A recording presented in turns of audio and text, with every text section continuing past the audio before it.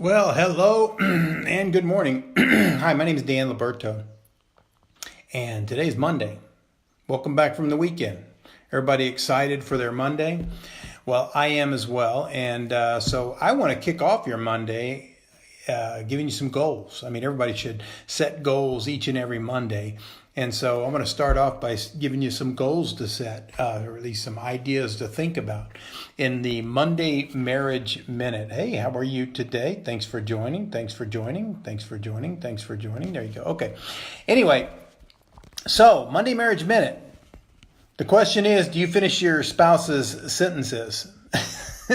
Well, if you've been married for any long amount of time, any duration, then it's very likely that you do finish your spouse's sentences, because over that period of time, you have been in a very intimate relationship. And being in an intimate relationship, then it's very easy. Hey, John, it's very easy to know what they're going to say, or at least think that you know what they're going to say. So that can be an advantage, and it can also be a disadvantage. It's an advantage because over time you begin to think more like each other, and so that just builds and fosters unity, and that's absolutely a good thing.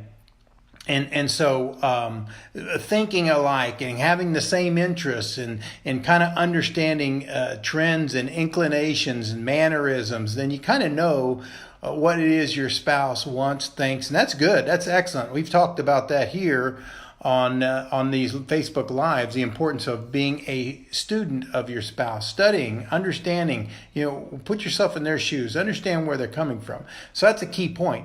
Now, the flip side of that is when you have the perception that you understand what's going to come out of your spouse's name or your spouse's mouth, and you interrupt them, or you assume what they're going to say and you finish their sentence. And the bottom line is there was a disconnect. And not only was there a disconnect, you basically called it out. When you could have had that disconnect quietly in your head and reconciled without your spouse even knowing it. And so how do you do that reconciliation? And more importantly, how do you keep from professing it publicly that you don't really know what they're talking about and you don't really know where they're coming from? How do you do that? How do you avoid that? Well, I got three real quick tips for you. The first one is to listen, and I'm listening to this because that's one of my challenges, is to listen. It takes a lot of patience, and there's times, especially, and you probably relate to this with certain people, and I'm not talking about your spouse, but with certain people, it's just very difficult to have the patience required to fully listen, and so listening is such a key skill set that so many of us we don't use in our marriages. And so listening, especially people like me that like to talk a lot. So if you're like me, raise your hand, you like to talk a lot, then this is specifically for you and for me to listen first and foremost. But, I was in a conversation with my brother the other day, and we had a disagreement which was founded on a miscommunication. And so my response to him was, I said something. Unless you ask me a question or look for clarification, I'm assuming that you understood what I said, because, I explained it in the most simple, straightforward way that I could. I thought it was obvious. Now, again, perception is everything. So even though I perceived it as obvious, the fact that we got into a disagreement was clearly that it wasn't as obvious as I thought. But I told him, I said, unless you respond or ask questions or try to clarify, I'm assume, if you look at it, nod like you know what's going on, I'm going to assume that you understand what I'm saying.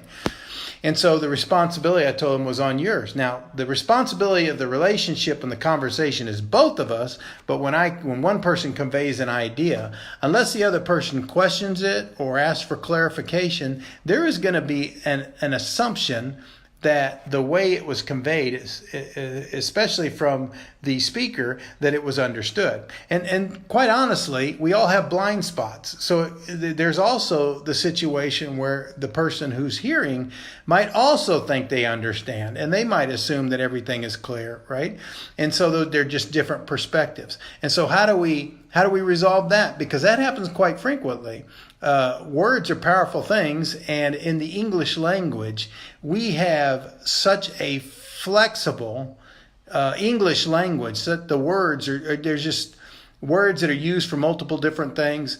It's so easy to say the wrong thing. I mean, inflection in your voice could totally change the meaning of the same sentence.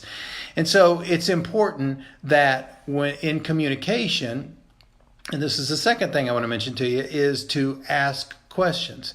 So you're listening, you're hearing, you're not interrupting and finishing the sentence, you're listening, you're hearing, and then even if you think you understand it, and trust me, that's me. My wife tells me something, I'm pretty sure I understand exactly what she's saying, right? But even when you think you understand what she's saying, ask a clarifying question just to make sure. Like Reagan said, trust but verify, right?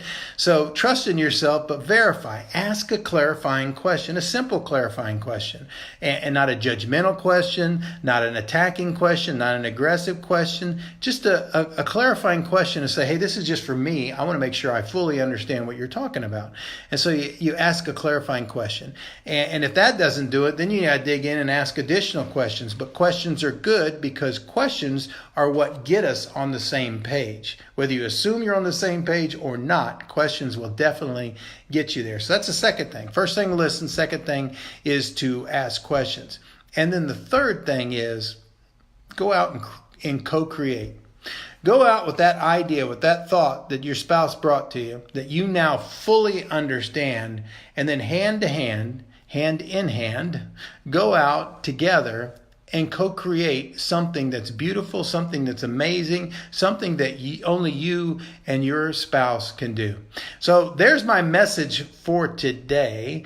If you'd like to get some additional ideas on ways to ask appropriate questions to your spouse, I'd love to share those with you. Personal message me. And if this is something that you know of another married couple that this message would benefit them, I'd love for you to share it with them.